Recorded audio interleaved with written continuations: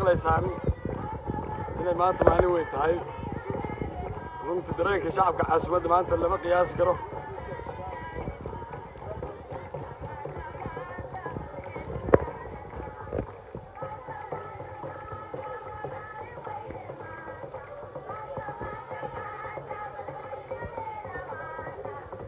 gabdhaha iyo wiilasha quruxda badan baa banaanka u taagan siday u soo dhaweyn lahaayeen madaxweyne axmed maxamed islaam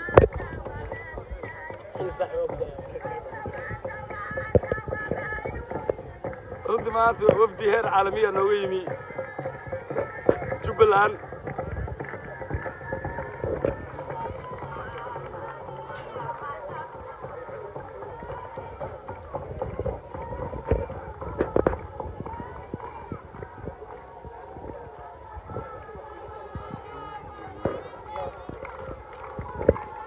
oo ku leexanaya madaxweynuhu inuu gabdhaha quruxda badan